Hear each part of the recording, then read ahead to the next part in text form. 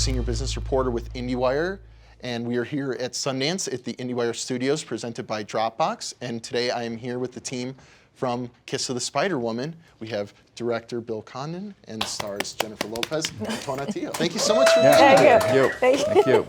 Thank you. Well, Bill, let's start with you. I mean, stage to screen musicals are just having a moment right now with Wicked and so many, and you've made so many great ones.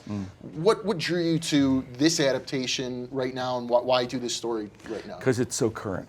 I think people will see when they see the movie that this novel, which was written 50 years ago, was way ahead of its time, and it's taken the world like 50 years to catch up to it. Issues about, political suppression, issues about freedom of expression and freedom to be who you are. They've never been more pressing, and that was it. There was an urgency to it, to really tell it the way it had originally been conceived, which hadn't happened. And there were like 15 songs in this movie. Yes. And Jennifer sings 14 of them. It's so true. And some of them were new to the material, right? That's right. What were some of the challenges there, and why did you want to add those particular things? Well, it's because I created a movie musical within a movie that never existed, and so having created that story, it needed different musical numbers. What was great, I did this archaeological dig of all the songs Kander and Ebb had written over the years before they got to Broadway. So there are these gems, Never You, this beautiful ballad I love you. that Jennifer sings at the end of the movie that no one has ever heard before. So it is this incredible, sadly Fred Ebb hasn't been with us for almost 20 years, but here we have these new Kander and Ebb songs. And Jennifer, talk about, singing some of those, finding the different tone of voice. Like, did you go back and look at some of these old movie musicals, and how did you get into character? Well, it's a funny story because I actually started in musical theater. Actually, my voice is more suited to musical theater than it has ever been to pop music, and I love, making music, but that was where my heart started and where I actually learned to sing. And so people don't know this about me, but they'll see, because it's the first time I'm doing a musical, movie musical. I know, It seems like I would have done one before, but I never have. And I got to, live the dream of doing what I always dreamed about doing when I was a little girl. Watching musicals like Funny Girl and West Side Story and The Music Man and The Unsinkable Molly Brown. I could go deep. Because my mother loved musicals, and so that's where my heart always was. That's where I got the idea to sing and dance and act and not just do one thing. My voice, like I said, it was actually, I couldn't wait to do it. Wow. It was a gift. It was a gift to be able to do this for the first time. But we've been robbed of all those years of Jennifer Lopez movie musicals. Right. We'll have to make a couple more. Exactly. We'll have to make a couple more. No, it's crazy. And I mean, you've been in this really great run of indie films, and what do you hope to accomplish in this phase of your career? And it's a lot of different things. I mean, it's about working with great directors. It's about doing material that is exciting to me. I'm in a position to do that now, and it's just, we were talking about indie films in the last panel that we just did, and why they're different than big studio movies, which I've had the incredible fortune to do in my career. But indie movies is really about why you got into it in the first place, which is really because you love what you're doing and you love the material. It's not about what they're paying you. It's nice to get paid. It's always nice. I like nice shoes and nice bags and things. But it's really about, like, I just love this and I want to do this part. And yes, I would pay you to do it. Please let me do it. And so indie films have that kind of heart to them that is super exciting, and brings you right back to why you did this. And why you started doing this. That's why we're all here. That's right. Tonatiuh, you are really stepping into some big shoes here. The original role in the film was, William Hurt won an Oscar for this, but you are a Latinx queer actor, actually, in this part now. How did you make it your own, and what were some of the, as you looked at the original film as maybe the stage versions, what was it about it that you brought to this character? Well, truthfully, the material itself, it's timeless, right? I think that's why there's been so many iterations of it. It's a beautiful story about love and two individuals seeing each other for who they are, regardless of whatever identity you want to place before them. They are a person first, right?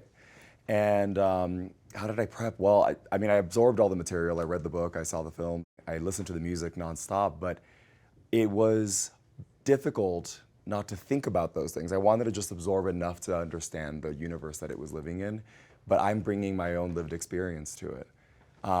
And a lot of conversations that Bill and the whole team had, we spent a lot of time doing table reads and getting into the weeds of it and having conversations as to our different experiences as intergenerational queer men, right? And then also looking at this piece from not my own anachronistic understanding of it, right? Because I think I come with certain privileges that perhaps Molina didn't.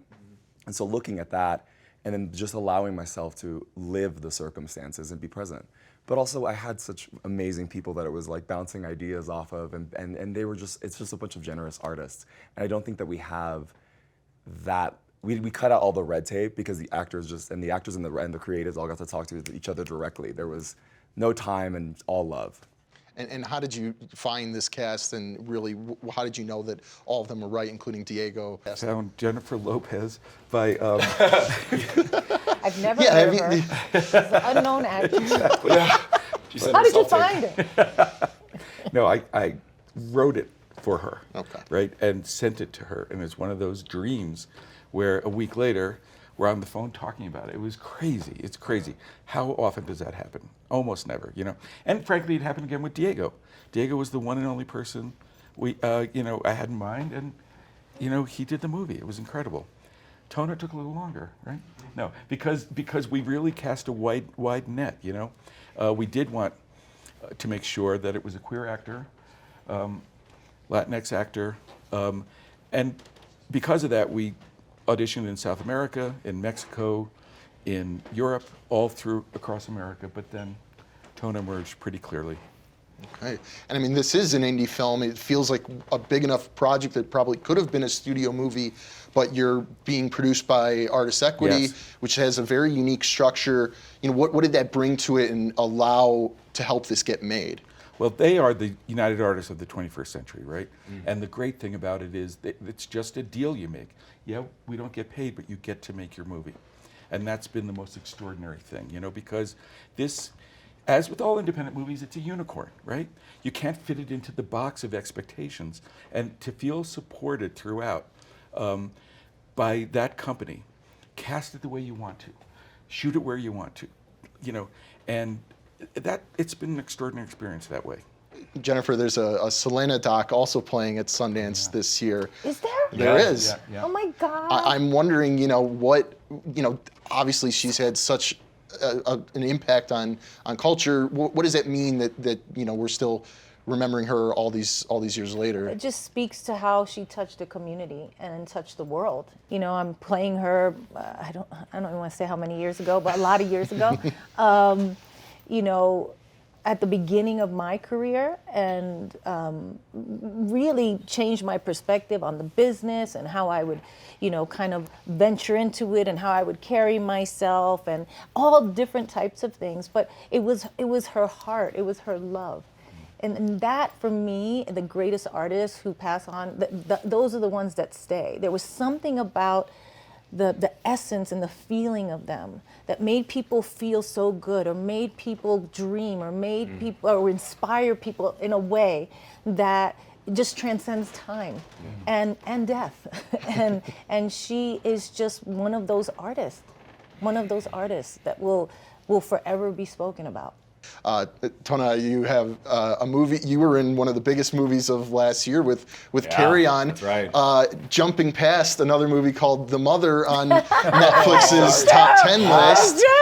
Is there any I had my moment. It was good. competition between there, or what does it mean? Are you having a breakout moment here? Yeah, I mean, the moment is definitely here. I guess one plans and God provides. I don't know, but it was a blast. Carry On was a really delicious treat, but we shot the order of it. We did shoot that and then this, and so the challenge that I found was I gained some mass for that role, and I had to lose all of it for this one immediately following. So it was a bit of a challenge, but it's been a blast. I think for me, getting to play in an action genre and then just jumping over to a musical has been an actor's treat, right? Yeah.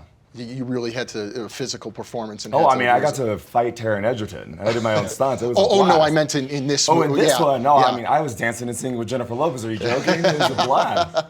Okay, well, thank you all so much for being here. Congratulations on the film, and have a great Sundance. Great. Thank you so much. very, very much. Thank Very you. excited. See you. Thank you. you.